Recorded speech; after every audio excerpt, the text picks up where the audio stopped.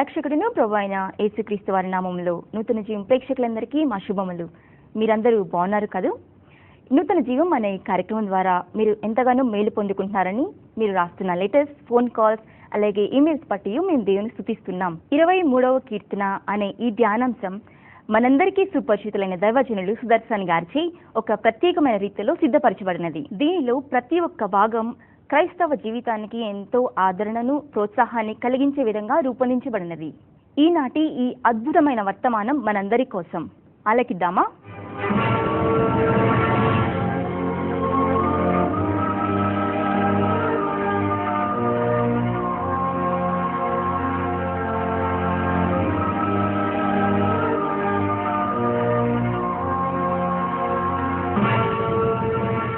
ప్రభునందు ప్రేమైన వాళ్ళారా, మీరు చాలా సంతోషంగా ఉన్నారు కదూ?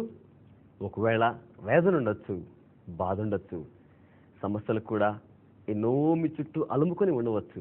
కానీ జీవము గల దేవుని సాన్నిధ్యంలో దేవుని సావుకునిగా నేను, దేవుని పిల్లలైన మీరందరూ ఈలాగున సమకూర్చబడి ఉన్నాము గనుక పిల్లరా, నమ్మదగిన దేవుడు ఆత్మస్వరూపిగా మన మధ్య ఉన్నారు గనుక ఆయన ఎక్కడ ఉంటారో అక్కడ సమృద్ధి, అక్కడ సంతోషం, అక్కడ సమాధానం, అక్కడ గొప్ప దేవుని యొక్క శక్తి ప్రభావితమవుతూ ప్రత్యక్షమవుతుంది. ప్రియులారా, ఆ కార్యాన్ని ఈరోజు సందేశం వింటూ ఉండగానే మీరు చూడబోతున్నారు. దేవుని సాకునిగా మహాదేవుని యొక్క గొప్ప కృపను గురించి ఎంతవరకైనా మాట్లాడుతూనే ఉండగలను. ఎందుకో తెలుసా ప్రియులారా?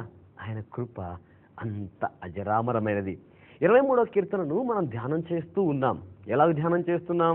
ఏదో నేను చెప్పడం మీరు వినడం అన్నట్లుగా కాదండి.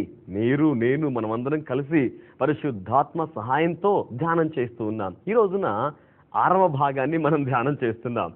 ఏమని ధ్యానం చేస్తున్నాం? దావీదు రాజు గారు అంటారు, నేను ఏ అపాయమునకు భయపడను. ఏది? 4వ వచనంలో. ఎందుకు భయపడను? నీవు నాకు తోడయ్యుందువు. దేవుని తోడేమిటో కొంతవరకు మనం ధ్యానం చేశాం. ఆ తోడై ఉన్న దేవుడు ఎలాగున ఉండి ఉన్నారు అంటే, ఒక చేతిలోనేమో తన యొక్క దుడ్డుకర్రతో ఉన్నారట, మరొక చేతిలోనేమో తన యొక్క దండముతో ఉన్నారట. దేవునికి స్తోత్రం కలుగును గాక. ప్రభునందు ప్రియమైన వాళ్ళారా, దేవుని సాకునిగా పరిశుద్ధాత్మ చేత నింపబడ్డవనిగా విలువైన మనవి చేస్తున్నాను. ఈ దర్శనం, ఈ దృశ్యం, ఈ భావన మీలో స్థాపించబడును గాక.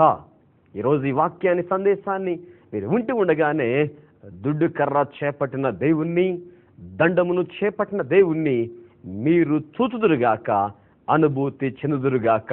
ఆమేన్. దేని యొక్క వాక్యాన్ని మనం ధ్యానం చేస్తూ ఉన్నాం.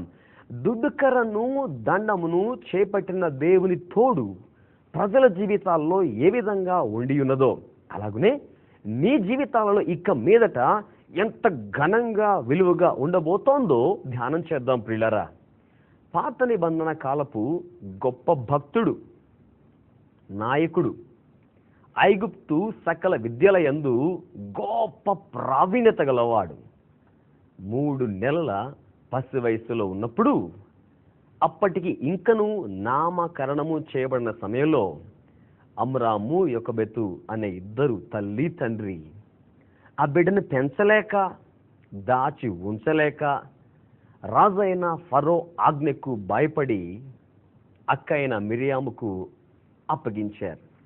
ఎలా అప్పగించారు? అమ్మా మిరియాము, ఈ పసివాడిని పెంచలేం. నాకు అనిపించింది బహుశా అప్పటికే 3 నెలల పసి కింద గనుక ఏడుపులు, అరుపులు, చిన్ని పిల్లవాని యొక్క ముద్దు ముద్దు కేరింతలు బహుశా ఆ ప్రాంతంలో శబ్దం ద్వారా బయటకు వచ్చేస్తున్నాయేమో. ఇంకా వీడిని దాచలేం. ఏం చేయగలం? అంత చక్కని అల్లారు ముద్దుగా పెంచబడ్డ బిడ్డను అలాగే తీసుకువెళ్ళి నైల్ నదిలో విడిచిపెట్టలేకేమో ప్రియులరా. తల్లి, సహోదరి, తండ్రి మరి చేయగలిగిన పని చేశారు. ఓ పెట్టె తీసుకుని, జమ్ము పెట్టె, లోపలికి నీరు పోకుండా దాని చుట్టూరు కీలుబూసి బాబుకు అవసరమైన వస్త్రాలు దాంట్లో పరిచి, బహుశా తల్లి కదండి, అందులో పండుకోబెట్టి నైల్ నదిలో ఒంటరిగా విడిచిపెట్టే ముందు ప్రియులారా కడుపు నిండా పాలిచ్చి ఆ పెట్టెలో పండుకోబెట్టి కన్నీటితోనే, బాధతోనే, వేదనతోనే పెట్టిన అలాగే సీల్ చేసి, మిరియాం ఎందుకంటే ఏం చేయలేమమ్మా, తీసుకెళ్ళి ఆ నైల్ నదిలో విడిచిపెట్టేసిరా అన్నారు. తోబుట్టు కదండి, అక్క కదండి, తన తరువాత తన రక్తాన్ని పంచుకుని పుట్టిన బిడ్డ కదండి, తీసుకుని వెళ్ళి నైల్ నది నీళ్ళలో విడిచిపెడితే పసికందు మోషే యొక్క జీవితం జమ్ము పెట్టెలో నీళ్ల మీద తేలి ఆడుతూ పొదల వెంబడలా వెళ్ళిపోతూ ఉంటే ఏమీ చేయలేని స్థితిలో నిరాశగా చూస్తోంది అక్కైన మిరియాం. ప్రభునందు ప్రియమైన వాళ్ళరా, పరిశుద్ధాత్మదేవుడు తల్లి తండ్రి లేక పెద్ద వయసులో ఉన్న వారితో మాట్లాడుతున్న మాట ఇప్పుడు మీరు వినండి. ఈ రోజున మన పిల్లల్ని, మన కుటుంబాల్లో ఉన్న యవన బిడ్డల్ని, పసిబిడ్డల్ని లోకములోనికి విద్య కోసమో, ఉద్యోగం కోసమో, వ్యాపారం కోసమో, సామాజిక జీవిత సగటు భవితవ్యం కోసమో బయటకు పంపించక తప్పదు. వారిని బయటికి పంపించాలి. అయితే మోషేని నైలు నదిలో ఊడ్చిపెట్టే ముందు అమ్రాము, యొకబెతు అనే తల్లిదండ్రులు ఏలాగున జమ్ము పెట్టెలో భద్రం చేసి కీలు పూసి పంపారో, ఎస్, మీ పిల్లల్ని కూడా కాలేజీకి పంపినా, స్కూల్కి పంపినా, ఆఫీస్కి పంపినా, లాంగ్ వే బిజినెస్ ట్రిప్ కోసం పంపినా వారిని ప్రార్థన, రక్షణ భాగ్యం, దేవుని ఆత్మ సాన్నిధ్యం అనే జమ్ము పెట్టెలో పెట్టి భద్రం చేసి కీలు పూసి పంపించండి ప్రియులరా. దేనికి స్తోత్రం కలుగును గాక. ప్రభు మీతో మాట్లాడుతున్నారు. లేకపోతే నైలు నది నీళ్లు వాళ్ళని మింగివేస్తాయి. ఐగుప్తు దేశం యొక్క నైలు నది ప్రవాహం అప్పటికే ఎంతో మంది పసికందుల్ని మింగివేసింది. ఐగుప్తు దేశానికి సంబంధించిన నైలు నది ప్రవాహంలో ఉన్న చేపలకు పసిబిడ్డలు చాలా మంది ఆహారం అయిపోయారు. మీ బిడ్డలు అలా కాకుండా ఉండాలి అంటే జమ్ము పెట్టే యేసుక్రీస్తు ప్రభువుల వారి యొక్క కృప, కీలు పూసి లోకమనే నీరు, చంచలత్వం అనే నీరు పెట్టెలోకి రాకుండా భద్రపరచబడ్డ విధానమే పరిశుద్ధాత్మ దేవుని యొక్క నిత్యమైన గొప్ప సాన్నిధ్యం. మీ బిడ్డలను అలా భద్రపరిస్తే నైల్ నది వారిని ఏమీ చేయలేదు. నేను ఈ స్తోత్రం కలుగును గాక. వినండి శ్రద్ధగా. ఇలాగున ఈ జమ్ము పెట్టెలో భద్రపరచబడ్డ పసిబిడ్డ అయిన మోషే కడుపులో పట్టేవి కొద్దిపాటి పాలే కదా, చిన్నవాడి దేహంలో. కాసేపటికి పాలు జీర్ణమైపోయాయి. ఆకలికి కేకలు వేస్తున్నాడు. పిల్లల తేటగా వాక్యాన్ని వినండి.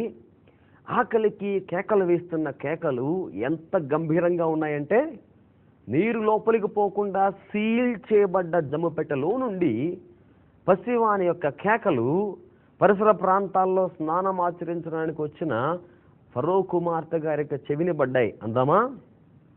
నీటి మీద తేలియాడుకుంటూ వెళ్తున్న జమ్ము పెట్టె ఫరో గారి కుమార్తె కళ్ళలో పడింది. అందామా?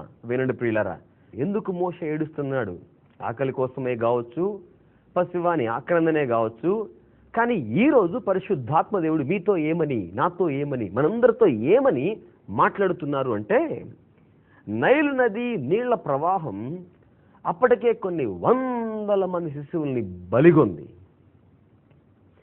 నైలు నది నీళ్లు అప్పటికే అనేక మంది భవిష్యత్తు ఇజ్రాయేలు జనాంగానికి కర్తలుగా ఉండవలసిన వారి ప్రాణాలని పసి వయసులో తుంచివేసింది. నైలు నది నీటి ప్రవాహం అనేక జీవితాలను అప్పటికే కబళించి వేసింది. ఇప్పుడైతే అదే నైలు నది నీళ్ల ప్రవాహం మోషే జీవితంలో పసివాడైన మోషే కళ్ళ ముందు ఉధృతమైన ప్రవాహంలా ఎదురుగా వస్తున్న అనేక మంది పసి జీవితాలని కబళించి వేసిన, అనేక మంది పురుషుల జీవితాన్ని కబళించి వేసిన నైలు నది నీళ్ల ప్రవాహాన్ని చూచిన పసిబాలుడైన మోషే ఆకలి చేత, ఆవేదన చేత, ఆక్రందనతో కేకలేస్తున్నాడు. అయ్యో, ఏ నైలు నది నీళ్లు నన్ను ముంచి వేస్తాయేమో. ఇప్పటికే నైలు నది నీళ్లు ఎన్నో పసి దేహాల్ని బలిగొన్నాయి. ఎంతో మంది జీవితాల్ని పక్కన పెట్టుకున్నాయి. ఆ నీళ్లను చూసి భయపడ్డ మోషే, ఎందుకంటే అప్పటి వరకు తల్లి కౌగిట్లో వెచ్చని వాతావరణంలో పెరిగిన వాడు. అప్పటి వరకు పరిశుద్ధ దేవుని పిల్లలైన హెబ్రీ ఈ సంతతి ఇంట పుట్టి పెరిగిన వాడు. అప్పటి వరకు తల్లి పాల చేత, తల్లి కౌగిటి వెచ్చదనం చేత, తండ్రి అలాగే సహోదరి మిరియాం యొక్క దివ్యమైన ప్రేమల చేత పెరిగిన వాడు కదా. అలాంటి వ్యక్తి ఒక్కసారిగా నైలు నది నీళ్ళ ప్రవాహాన్ని చుట్టూరు చూస్తూ ఉండగా కను చూపు మేరలో ఈ పసికందు అయిన బిడ్డకు ఆదరించేవారు, ఆప్యాయతను పంచేవారు, ఎత్తుకొని కౌగిలించి ముద్దాడేవారు, పాలిచ్చి పెంచేవారు.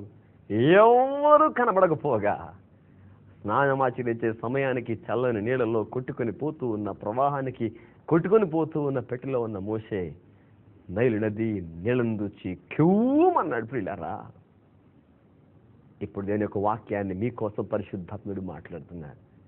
పసి వయసులో ఏ నీళ్ళను చూచి మోషే కెవ్వుమన్నాడో ఒకరోజు వచ్చింది. ప్రియులారా, 40 సంవత్సరాలు ఐగుప్తులో గడిచిపోయాయి, 40 సంవత్సరాలు అరణ్యంలో గడిచిపోయాయి. 80 సంవత్సరాల తర్వాత అదే మోషే ఎర్ర సముద్రపు నీళ్లకు ఎదురుగా నిలబడ్డాడు. దేవునికి స్తోత్రం కలుగును గాక.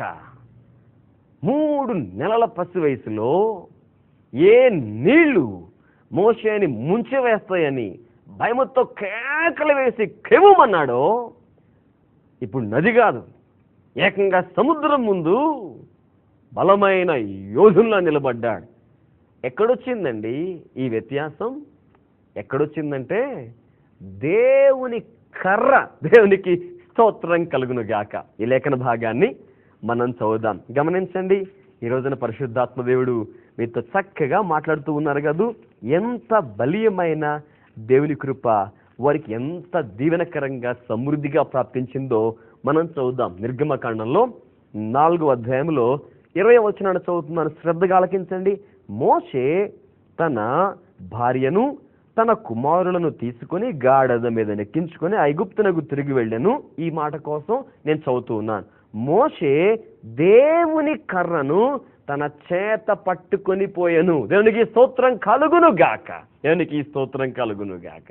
దేవుని కర్ర మోషే చేతిలో. పిల్లరా, దేవుని కర్ర చేతిలో ఉన్నట్లయితే, దేవుని కర్ర మనకు తోడుగా ఉన్నట్లయితే ఏ ఐగుప్తుకు భయపడ్డాడో, ఏ ఫరోకు భయపడ్డాడో, ఎక్కడైతే నేరస్తునిగా ముద్ర పడిపోతానేమోనని భయంతో 40 సంవత్సరాల క్రితం పారిపోయి వచ్చాడో పిల్లరా, అదే ప్రాంతానికి దేవుని కర్ర పుచ్చుకుని ఇప్పుడు ధైర్యంగా వెళ్తున్నాడు. ప్రభునందు ప్రియమైన వాళ్ళరా, ఒకప్పుడు మీరు దేనికి భయపడ్డారో, ఒకప్పుడు మీరు దేనికి బాధపడ్డారో, దాన్ని జయించాలంటే, దాన్ని అధిగమించాలంటే, మరలా తిరిగి అదే సమస్యను మీరు సవాలు చేయాలంటే, ఎస్, అటువంటి శక్తిని సామర్థ్యాన్ని మీకు అనుగ్రహించేది ఎవరో తెలుసా? దేవుని కర్ర. దేవుని కర్ర. విశాలమైన ఐగుప్తు సామ్రాజ్యంలో గోషేను అనే ప్రాంతంలో భయంకరమైన బానిస సంఖ్యల మధ్య నలిగిపోతున్న ఇశ్రాయేలు ప్రజలను దేవుని కృప ద్వారా, భయంకరమైన 10 తెగుళ్ల ద్వారా ఐగుప్తు ప్రజలను బాధించిన దేవుడు తను భద్రం చేగుని ఇశ్రాయేలు జనాంగాన్ని నడిపిస్తూ తీసుకొస్తుంటే ఎదురుగా ఎర్ర సముద్రం, 2 వైపులా తప్పించుకోవడానికి వీలు లేని పర్వత ప్రాంతాల భూభాగం, వెనక వైపు నుంచి తరుముకుంటూ వస్తున్న గొప్ప ఫరో సైన్యం, రథముల చప్పుళ్ళు, గుర్రపు డెక్కల చప్పుళ్ళు బలంగా వినబడుతూ ఉన్నాయి. ఫరో రౌద్రం బాగా హెచ్చించబడింది. ప్రియులారా, ఎదురుగా ఎర్ర సముద్రం పరిహాసం చేస్తోంది. వినండి, దేవుని యొక్క సాగుకునిగా ఈ మాటలు చెప్తున్నాను. మోషే జీవితంలో 3 నెలల పసి వయసులోనే నైలు నది మోషేని మింగేద్దాం అనుకుందేమో. నైలు నది చేపలు మోషే యొక్క దేహాన్ని అలా కొరుక్కుంటూ తినేద్దామని అనుకున్నాయేమో. కానీ అది దేవుని చిత్తం కాదు ప్రియులారా. 3 నెలల పసి వయసులో ఏ దేవుడు మోషేను నీటి బారి నుండి, జలచరముల బారి నుంచి తప్పించాడో అదే దేవుడు ఇప్పుడు మోషేతో మాట్లాడుతున్నాడు. మోషే, పసి వయసులో ఏ నీళ్లకు భయపడి కేక వేశావో, ఏడ్చావో, రోధించావో, ఇప్పుడు మరలా అదే నీళ్లు నీ వయసు పెరిగే కొలది, నీ స్థాయి పెరిగే కొలది ఎర్ర సముద్రమే నీ కళ్ళ ముందున్నాయి. అయినా నువ్వు భయపడాల్సిన పని లేదు. ఎందుకో తెలుసా? దేవుని కర్ర. దేవునికి స్తోత్రం, దేవునికి స్తోత్రం. ప్రియులారా, దేవునికి స్తోత్రం చెల్లిద్దాం. దేవుని కర్ర. మోషే, ఎక్కడ నీ కర్ర? ఎక్కడ నేను అభిషేకించిన కర్ర? ఎక్కడ నేను నా కర్రగా చెప్పిన కర్ర? ఎక్కడ అద్భుతాలు చేసిన కర్ర? ఎక్కడ నీళ్లను కొట్టిన కర్ర? ఎక్కడ గాలిలోకి లేపి ధూళి రేపిన కర్రెక్కడా? ఏది మోషే కర్రెక్కడా? దేవుని కర్ర, దాని పేరు ప్రియులారా, దేవుని కర్ర. మనం చదువుకున్నాం కాదు, దేవుని కర్ర ఎత్తు, ఆ కర్ర ఎత్తి ఎర్ర సముద్రం వైపు చాపమన్నాడు. దేవునికి స్తోత్రం కలుగును గాక. ప్రభునందు ప్రియమైన వర్లారా, లక్షల మంది ఇజ్రాయేలు సామ్రాజ్యం వెనక నుంచి తరుముకొస్తున్న ఫరో సైన్యం, మోషే దైవజనుడు ఎర్ర సముద్రం ఎదురుగా అలలతో గర్జనతో ఉంటే ఎర్ర సముద్రానికి ఎదురుగా నిలబడ్డాడు. దేవుని కర్రని ఎర్ర సముద్రానికి అభిముఖంగా లేపాడు, పైకి లేపాడు, ఈలాగు నిలబెట్టాడు. ఎర్ర సముద్రానికి ఎదురుగా ఎప్పుడైతే దేవుని కర్ర చేత పట్టిన మోషే నిలబడ్డాడు ప్రియులారా, సముద్రానికి వణుకు మొదలైంది. ప్రకృతిలో ఉన్న వాయువుల్లో ప్రచండమైన చలనం ఆరంభమైంది. దేవుడు ఆ రాత్రి అంతయు కూడా బలమైన గాలిని రప్పింపగా, ఏ దిశలో దేవుని కర్రను మోషే పైకెత్తాడో ఆ దిశ నుంచి వీస్తున్న బలమైన గాలికి ఎర్ర సముద్రం మాంతం చేరడం ప్రారంభించింది. దేవునికి స్తోత్రం కలుగును గాక. ప్రభునందు నా ప్రియ సోదరుడా సోదరి, ఒకప్పుడు నీళ్లు మోషే చేత కెవ్వుమని కేక పెట్టించాయి. ఒకప్పుడు నీళ్లు మోషేని మింగేద్దామా, తినేద్దామా, ముంచేద్దామా అన్నట్లుగా పైకి వచ్చాయి.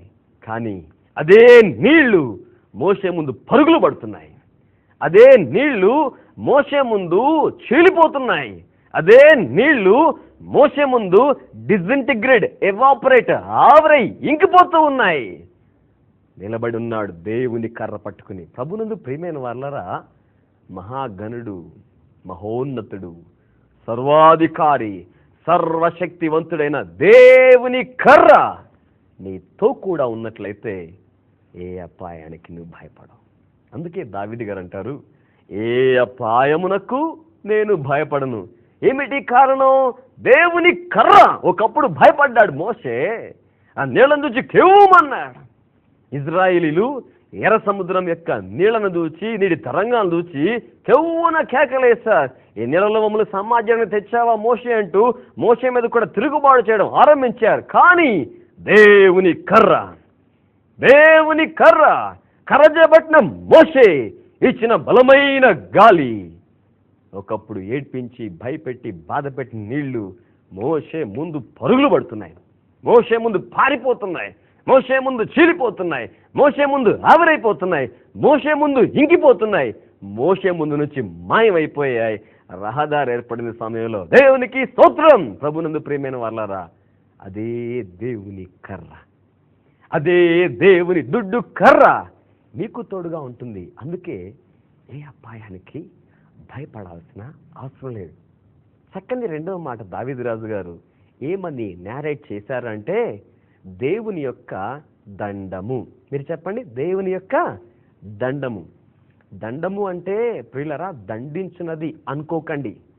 దండము అంటే పాత నిబంధన కాలపు లేక రాజనీతి శాస్త్రం ప్రకారం, లేకపోతే పాత నిబంధన చరిత్రకు సంబంధించిన రాజుల పరిపాలన కాలంలో రాజుగారి చేతిలో ఒక స్టిక్ ఉండేది. It might be golden, it might be wooden, it might be crafted one. తొలచబడిన, మలచబడిన, చెక్కబడిన, లోహముతో చేయబడిన బంగారపు దండాలు వారి చేతుల్లో ఉండేవి. ఇవి వారి యొక్క అధికారానికి సాదృశ్యం. రాజుగారి చేతుల్లో ఉండే ఆ దండం అధికారానికి సాదృశ్యం. చిన్ని మాటగా చెప్పాలంటే, మనం చూస్తుంటాం కొంతమంది మాంత్రికులని, వాడి చేతిలో మంత్రదండం ఉంటుంది కదా, మనం చూస్తుంటాం చాలా మందిని కథల్లో కానీ నిజంగా కూడా కానీ. అలాగే రాజుగారి చేతిలో రాజదండం ఉంటుంది. ఒకసారి మీ జ్ఞాపకాలని నేను ఎస్తేరు గ్రంథం వైపు తీసుకుని వెళ్తాను. షూషను కోటలో అహష్వేరోషు మహారాజు గారి యొక్క పరిపాలనలో 127 సువిశాల సంస్థానాల పరిపాలనలో ఆ రాజుగారికి కూడా దండాన్ని చేతిలో పట్టుకునే అలవాటు ఉంది. ఈ మాటను మీకు దేవుని యొక్క వాక్యంలో నుంచి నేను జ్ఞాపకం చేస్తున్నాను. ఎస్తేరు గ్రంథము 5వ అధ్యాయము 2వ వచనాన్ని మనం చూసినట్లయితే, సెకండ్ హాఫ్లో రాజు తన చేతిలో నుండి బంగారపు దండమును ఎస్తేరు తట్టు చాపగా ఎస్తేరు దగ్గరకు వచ్చి దండం యొక్క కొనను ముట్టెను. చూసాం కదా, రాజుగారి చేతిలో ఉండే దండం. ఇది రాజుగారి యొక్క అజమాయిషీకి, రాజుగారి యొక్క అధికారానికి సాదృశ్యమైన దండం. ఈ దండాన్ని రాజుగారు చాపారు అంటే అది రాజుగారి యొక్క అనుగ్రహానికి సాదృశ్యం.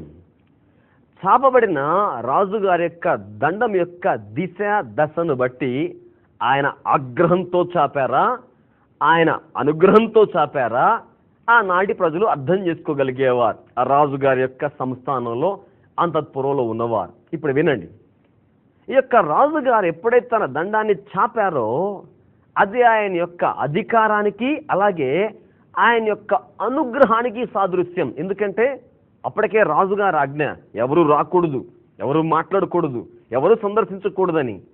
అత్యంత అననుకూలమైన పరిస్థితుల్లో కూడా ఉపవాస ప్రార్థనతో వెళ్ళిన రాణి అయ్యున్న ఎస్తేరు రాజుగారి దగ్గరికి వెళ్ళగానే రాజుగారు తన దండాన్ని ఇలా చాపారు. దేంతో? అనుగ్రహంతో. రాణి అయిన ఎస్తేరు వచ్చి ఆ రాజుగారి అనుగ్రహాన్ని అంగీకరిస్తున్నట్లుగా దాని కొనను అలా ముట్టుకున్నారు. ప్రియులారా, రాజుగారి దండం రాణి అయిన ఎస్తేరు జీవితంలో అనుగ్రహానికి, రాజుగారి అధికారానికి సూచనగా ఉంది. తద్వారా యూదుల సామ్రాజ్యమంతటినీ రక్షించుకోవడానికి రాణి అయిన ఎస్తేరునకు రాజుగారితో అనుసంధానమయ్యే అవకాశం ఏర్పడింది. ఇప్పుడు సేటగా వినండి, ఒక రాజుగారి యొక్క దండము అనుగ్రహంతో చాపితే ఒక జాతి తమ ఉనికిని కోల్పోకుండా కాపాడబడింది కదా. ప్రియులరా, మీకు ఒక సంగతి తెలుసా? మన దేవుడు రాజులకు రాజు అయి ఉన్నాడు. యెహోవా అనే కాపరి, యెహోవా అనే నీ కాపరి, నా కాపరి, మన మంచి కాపరి, రాజులకు రాజు. రాజుగారి యొక్క దండం, బంగారంతో చేసిన దండం, రాణికి ప్రాణభిక్ష, యూదులకు ప్రాణభిక్ష పెట్టే గొప్ప ప్రొవిజన్ని ఓపెన్ చేయగా మన దేవుని చేతిలో ఉన్న దండం ఇంకెంత శ్రేష్టమైనదో మీకు తెలుసా? మీకోసం చక్కని వచ్చినాన్ని ఈ సమయంలో జ్ఞాపకం చేస్తాను. కీర్తనల గ్రంథంలో నుంచి ఈ మాట మీరు గమనిస్తే చూడండి ఎంత శ్రేష్టంగా ఉంటుందో. కీర్తనల గ్రంథము 45వ కీర్తన 6వ వచనాన్ని మీకోసం చదువుతున్నాను. దేవా, నీ సింహాసనము నిరంతరము నిలుచును, నీ రాజదండము న్యాయార్థమైన దండము. దేవునికి స్తోత్రం, దేవునికి స్తోత్రం కలుగును గాక. దేవా, నీ దగ్గర ఉండే రాజదండం న్యాయార్థమైన దండమయ్యా. అందులో భార్య అని పక్షపాతం కానీ సమయానుకూలమైన విధానాలు కానీ ఏముండవయ్యా, న్యాయార్థమైన దండం. భక్తుల వర్ణనలో దేవుని సింహాసనానికి నీతి న్యాయము ఆధారాలట. నీతి న్యాయము అనే ఫౌండేషనల్ వాల్యూస్ మీద దేవుని సింహాసనం నిర్మాణం అయిందట, దేవుని సింహాసనం స్థిరపరచబడిందట. మాత్రమే కాకుండా ఆ దేవుని చేతిలో ఉన్న దండము న్యాయార్థమైన దండమట. ఇప్పుడు మీరు ఊహించండి ప్రియులారా, దేవుని శక్తికి, దేవుని యొక్క ప్రభావానికి సాదృశ్యమైన దేవుని యొక్క కర్ర మోషే చేతిలో ఉండగా, మోషేని పసి వయసులోనే భయపెట్టి మరలా 80 సంవత్సరాల తర్వాత మోషేతో కూడా ఉన్న జనాంగాన్ని కూడా మునిగివేద్దామన్న సముద్రాన్ని 2 పాయలుగా చీల్చివేసింది కదూ. అలాగునే ఆగ్రహానికి గురయ్యే అవకాశం ఉన్న సమయంలో, జాతి కూడా తుడిచిపెట్టుకుని పోయే పరిస్థితుల్లో రాజదండం అనుగ్రహానికి ఎస్తేరును పాత్రురాలుగా చేయగా, జాతి తుడిచిపెట్టుకుపోకుండా యూదులను కాపాడగా, ప్రియులారా, అదే దేవుని యొక్క రాజదండం, న్యాయార్థమైన దండం మీ పక్షాన ఉంటే, మీ కుటుంబం పక్షాన ఉంటే, మీ యవన జీవితం పక్షాన ఉంటే ఆలోచన చేయండి, అది ఎంత గొప్ప అనుభూతో. అందుకే దావీదు రాజు గారు అంటున్నారు, దేవా, నేను ఏ అపాయానికి భయపడ్డయ్యా, ఎందుకంటే నీ దుడ్డు కర్ర, నీ దండం నన్ను ఆదరించును. ప్రభునందు ప్రియమైన వాళ్ళారా, మీరు దేనికి భయపడాల్సిన పనులే. దేవుని కర్ర ఏ రోజు నీకు తోడుగా వస్తుంది. దేవుని దండం, దేవుని అనుగ్రహం ఈ రోజే నీకు తోడుగా వస్తుంది. దేవుని అధికారం నీకు తోడుగా ఉంటుంది. దేవుని అనుగ్రహం నీకు తోడుగా ఉంటుంది. ప్రార్థన చేద్దామా? యవన జీవితం కోసం, కుటుంబం కోసం, సంఘం కోసం, సేవ కోసం, ఉద్యోగ, విద్య, వ్యాపార రంగాల కోసం ప్రార్థన చేద్దాం. దేవుని కర్ర, దేవుని అధికారం, దేవుని దండం, దేవుని అనుగ్రహం మీకు సమృద్ధిగా వచ్చేస్తాయి. ప్రార్థన చేద్దాం. మహాపరిశుద్ధుడా, ఘనుడైన మా తండ్రి, ప్రేమగల మా దేవ, మీ కొందనాలయ్యా. నా ప్రియ సోదర సోదరులు ఇంత శ్రద్ధగా ఆలకించారు నాయన, ఇంత భయభక్తులుగా మీ పాదాల చెంత కూర్చున్నారు ప్రభువా. ఇన్ని నిమిషాలు శ్రద్ధగా నీ వాక్యాన్ని ఆలకించారు నాయన. దేవా మీ యొక్క దండం, దేవా మీ యొక్క కర్ర, మీ అధికారం రూపంలో, మీ అనుగ్రహం రూపంలో వారికి, వారి కుటుంబానికి ముందుగా నడుచునుగాక, ముందుగా నడుచునుగాక, ముందుగా నడుచునుగాక. అనారోగ్యం కానీ, ఆర్థిక పరిస్థితులు కానీ, సామాజికంగా వారికి ఎదురవుతున్న ఆటుపోట్లు కానీ ఏవి వారిని భయపెడుతూ ఉన్నాయో, ఎర్ర సముద్రం వల్ల విస్తరించిన సమస్యలు వారి ముందు తరంగాలను లేపి వారిని సవాలు చేస్తూ ఉండగా, ఇప్పుడే వారి జీవితాల్లో దేవుని కర్ర జోక్యం చేసుకునుగాక. పాత నిబంధన కాలపు చరిత్రలో నాయన సముద్రాన్ని చీల్చి నీ కర్ర ద్వారా గొప్ప కార్యాలు చేసిన వాడము. 127 సంస్థానాల సువిశాల సామ్రాజ్యంలో ఓ మానవ చేతిలో ఉన్న దండం రాణిగారి ప్రాణాన్ని అయ్యా యూదా జాతిని కాపాడి ఉండగా, యేసయ్య స్వయంగా మీ దండమే ఈ కుటుంబం కోసం చాపితే, మీ దండమే నా యవన సోదరుని కోసం చాపితే, మీ దండమే నా ప్రియ యవన సోదరి కోసం మీరు చాపినట్లయితే నిక్కచ్చిగా వారు జీవిస్తారు నాయన. నిక్కచ్చిగా వారి కుటుంబం, వారి వంశం తరముల వెంబడి సజీవ సాక్షులుగా మీ కోసం జీవిస్తారు. రోగము, వ్యాధి, బాధ, బంధకము, ఆర్థిక సమస్యలు, రుణాలు, భయంకరమైన క్యాన్సర్, గుండెపోట్లు, షుగర్, డయాబెటిస్ వ్యాధులు యేసు నామములో ఇప్పుడే మీ వైపు దేవుని కర్రను చాపుచున్నాను. పూర్తిగా వెళ్ళి పోనుగాక. దేవుని దండం, దేవుని అనుగ్రహానికి మీరందరూ పాత్రలవుదురుగాక. మా తండ్రిని దేవా, ఈ ప్రార్థన ఆలకించినందుకే మీకు వందనాలు. జవాబును మీ అనుగ్రహం రూపంలో అనుగ్రహించినందుకే మీకు వందనాలు.